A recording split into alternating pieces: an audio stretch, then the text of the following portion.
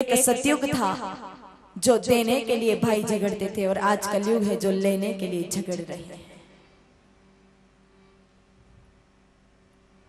एक एक इंच जमीन के पीछे भी इतने झगड़े कर लेते हैं, एक एक इंच जमीन के पीछे तलवारें चले जाती हैं आज। लेकिन वहां ऊंचाइयां कितनी, राम जी ने भी झगड़ा किया भरत जी को देने के लिए और भरत जी झगड़ा कर रहे हैं राम जी को देने के लिए कि मेरे भाई का शासन है, मैं उसको नहीं संभाल सकता। प्रभु इतनी बड़ी सजा गुरुदेव मुझे ना दीजिए। गुरुदेव आज बड़े प्रसन्न हो गए, कहा धन्य हो गया मैं भरत तेरे जैसे शिष्य को पाकर। कुर्सी सामने से आ रही है लेकिन फिर भी तू नहीं ले रहा है, तेरे से ज्यादा महान इस दुनिया में कोई नहीं होगा, मैं बड़ा प्रसन्न हूँ। भरत जी ने प्रणाम करके कहा कि प्रभु गुरुदेव अगर आपको आशीर्वाद देना है तो मुझे इतना आशीर्वाद दे दीजिए कि मैं जाऊं चित्रकूट और राम जी को मनाकर वापस लेके आऊं। गुरुदेव से अनुमति ले ली, सारे नगर में बात फैल गई कि भरत जी जा रहे हैं राम जी के दर्शन करने, भरत जी जा रहे हैं राम जी के दर्शन करने। सिपाहियों ने कहा हम चलेंगे, रानियों ने कहा हम चलेंगे, सैनिकों ने कहा हम चलेंगे, अवधवासियों ने कहा हम चलेंगे। सारे लोग चल पड़े हैं भरत जी के संग संग राम जी को मनाने के लिए। सिर्फ गर्भवती माताएं, छोटे बच्चे और वृद्ध लोग बचे हैं, बाकी सारे लोग चल पड़े हैं भरत जी के पीछे पीछे। मना तो किसी को कर नहीं सकते, इसलिए आगे आगे भरत जी और पीछे पीछे सारी अवधपुरी जा रही है। भरत चले चित्रकूट हो रामा, राम को मनाने। भरत चले चित्रकूट हो रामा। हम भी थोड़ा मना लेना, हमसे भी अब राम जी रूठे हैं क्योंकि जो गाय माता की स्थिति हमने कर रखी है, राम जी हमसे प्रसन्न नहीं है, रूठे हुए हैं। जब सारी अवधपुरी जा रही है तो हम भी चले भरत जी के साथ राम जी को मनाने। थोड़ी ताली सेवा के साथ अगर मनाओगे तो राम जी जरूर मानेंगे। पीछे वाले बिल्कुल मुर्दों की तरह बैठे रहते हैं, आप जीवित अवस्था में हो तो थोड़ा ताली सेवा के साथ।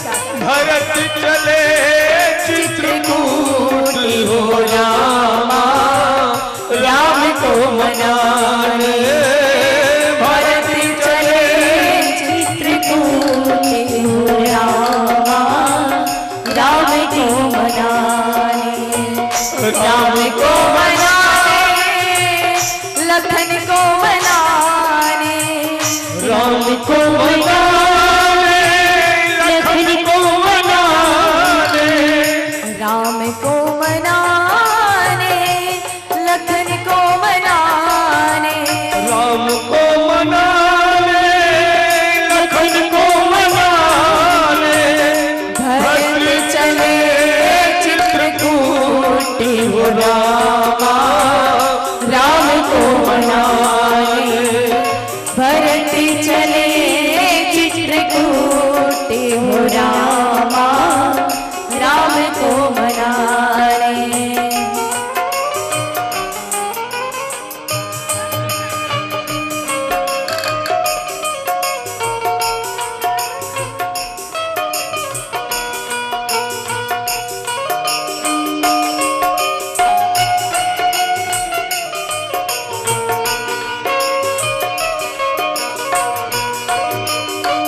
पधारे हुए सभी संतों का स्वागत, अभिनंदन, नमन।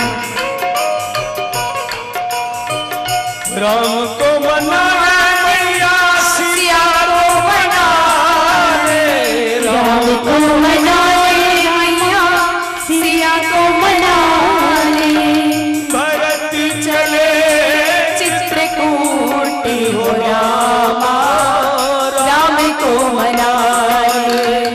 भरत चले चित्रकूट हो रामा, राम को मनाने। राम को मनाने, राम को मनाने।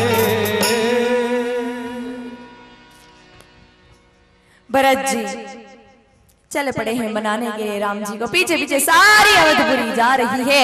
जैसे ही भरत जी पहुंचे श्रृंगवेरपुर निषाद ने विचार किया कि भरत को राज्य मिल गया है, इसलिए उसके अभिमान में आ गया है, घमंड में आ गया है और राम जी से आक्रमण करने जा रहा है, युद्ध करने जा रहा है। इसलिए निषाद ने सारे सैनिकों को कहा कि जाओ और भरत का रास्ता रोक लो, क्योंकि गंगा तो पार करनी पड़ेगी, नाव में तो इनको बैठना पड़ेगा, सारी नावें हटा लो। और अगर पता चले कि राम जी को नुकसान पहुंचाने भरत जी जा रहे हैं, उसी समय बाणों से भरत का शरीर छलनी कर देना, बाकी आगे मत जाने से।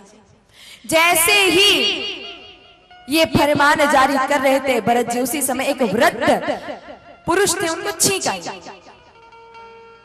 छींक मेरे भाई बहनों शुभ संकेत होता है, अपने यहाँ पर उसको अशुभ माना जाता है। अगर अपन कहीं जा रहे हैं और कोई छींक लेता है ना, तो अपन उसको गालियां बकते हैं, हत्यारे को अभी छींकना था, थोड़ी देर रुक नहीं सकता। सामने से बिल्ली अगर रास्ता निकल जाए, काट ले, तो भी हम दोषी ठहराते हैं।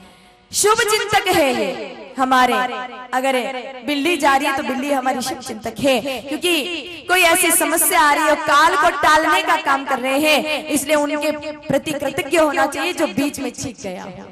वृद्ध भी जैसे ही छींका, कहा कि 1 मिनट भैया, आदेश तो जारी कर रहे हो, लेकिन पहले पता तो लगा लो कि भरत जी किस उद्देश्य से राम जी के पास जा रहे हैं। पता चले कि युद्ध करने नहीं जा रहे, सिर्फ मिलने जा रहे होंगे तो।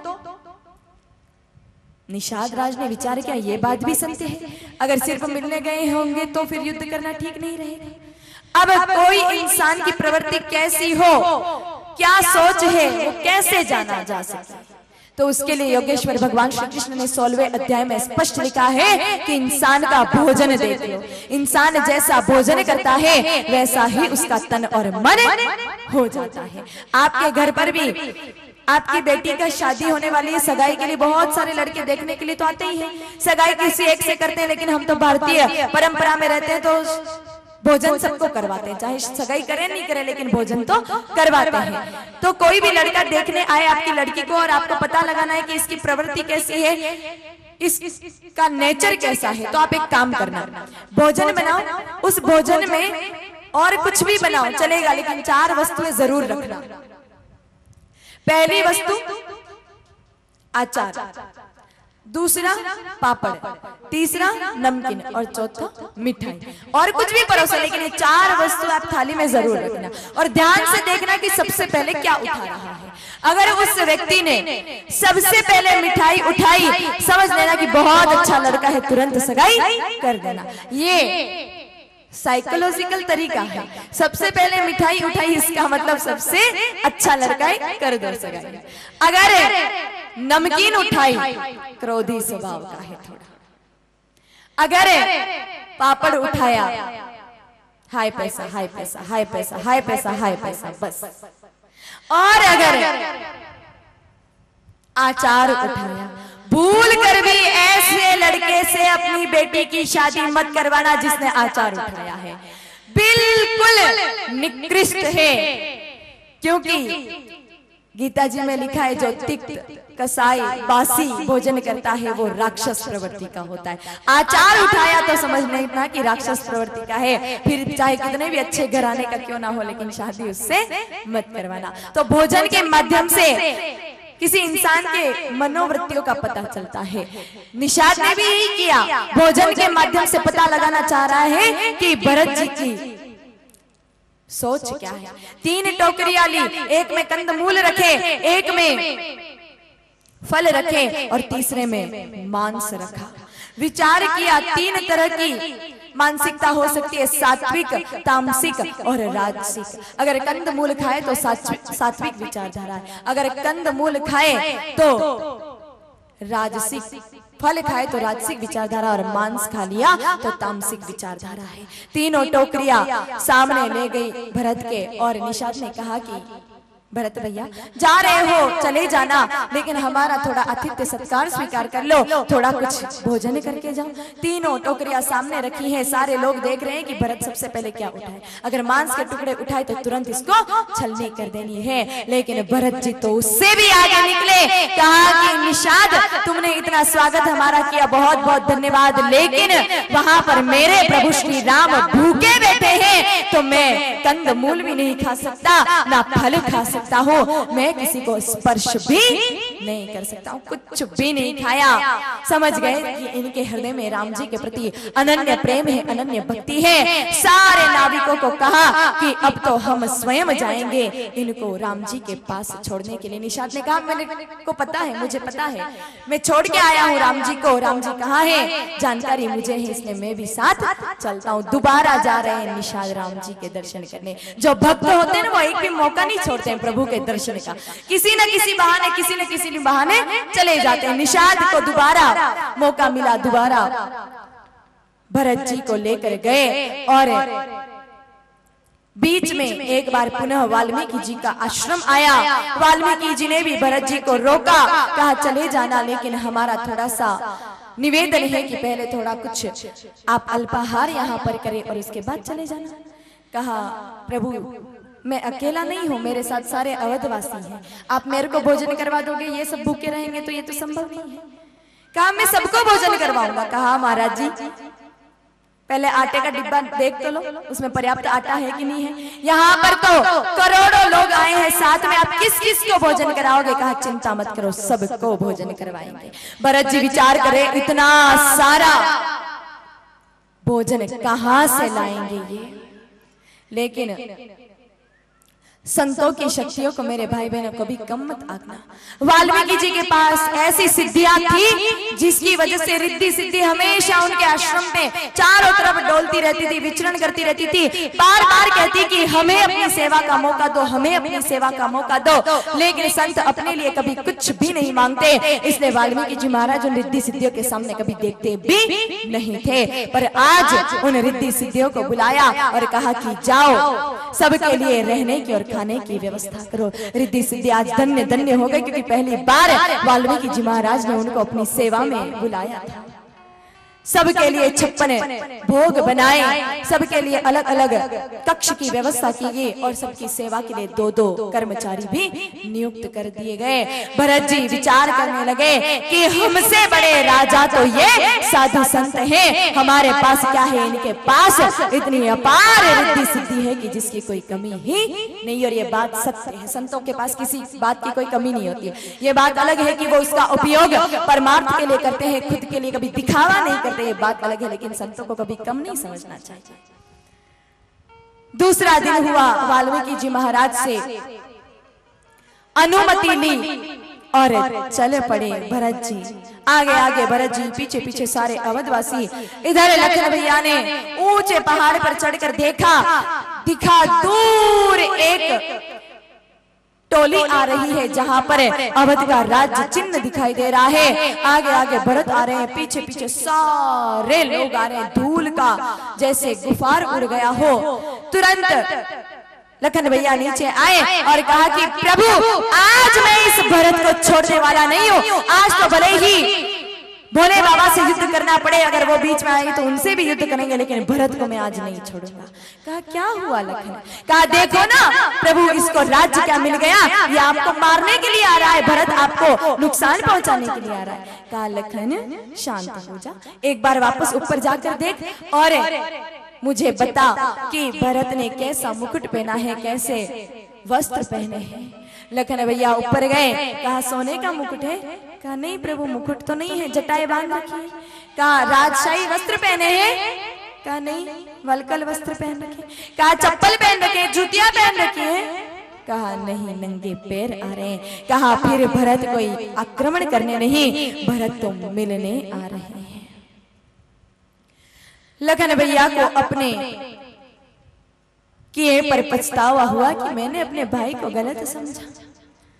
इधर भरत जी निकट आ गए हैं, आंखें आंसुओं के मारे से डबडबा रही हैं, सामने कुछ दिख नहीं रहा, धुंधला धुंधला बस नजर आ रहा है। प्रभु श्री राम सामने खड़े हैं, लड़खड़ाते हुए गए और सीधा प्रभु श्री राम के चरणों में जाकर गिर गए।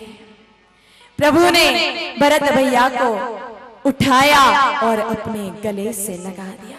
दोनों भाइयों के आंखों से अश्रुओं की धारा बहती जा रही है, बहती जा रही है, बहती जा रही है। घंटों एक दूसरे से बस चिपक कर रो रहे हैं। दोनों ने अपने आंसुओं से एक दूसरे की पीठ को भी धो डाला। कई घंटों घंटों तक रोते रहे, गले मिलते रहे। भाई का प्रेम हो तो ऐसा हो।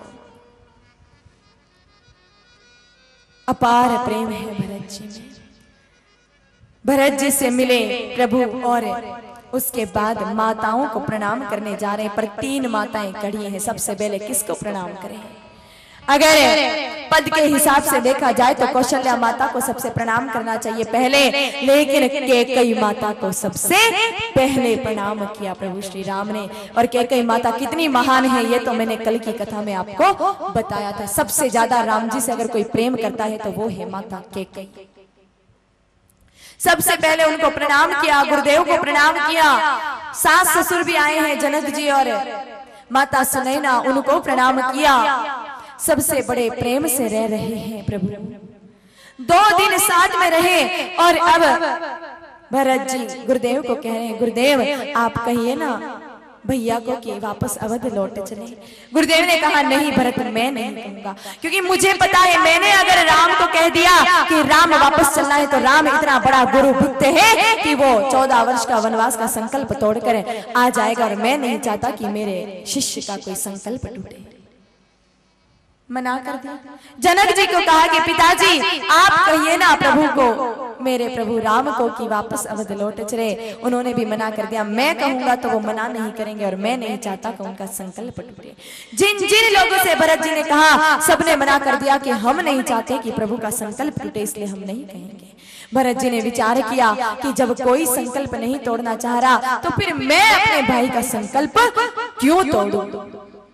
प्रणाम किया और कहा प्रभु राज्य आपका है, उस पर मैं तो कभी बैठूंगा नहीं, लेकिन मैं अवध को संभाल सकता हूं, पर उसके लिए आपकी कुछ निशानी चाहिए, कुछ ऐसा चाहिए जिसके दर्शन करते करते 14 साल निकल जाए। प्रभु ने उसी समय अपनी पैरों की पावड़ियां निकाली और भरत जी को दे दी। प्रभु करी कृपा पावनी दीनी, सादर भरत शीश धर लीनी। जैसी पावनियां दी अपने माथे पर रख दी। अब आजकल तो 2 भाई हो, बड़ा भाई छोटे को कहे कि छोटा देख भाई बाहर जा, थोड़ा सा मेरे जूते चप्पल थोड़ा बाहर पड़े लेके तो आना। हाथ में भी नहीं पकड़ते, पैरों में पहन के लेके आते हैं। लेकिन वहां पर भाइयों में इतना अपार प्रेम, सिर पर धारण कर दिया। प्रभु के पाहुनियों का भी कितना सम्मान कर रहे हैं भरत, और सिर पर रखने के पश्चात वापस चल पड़े हैं।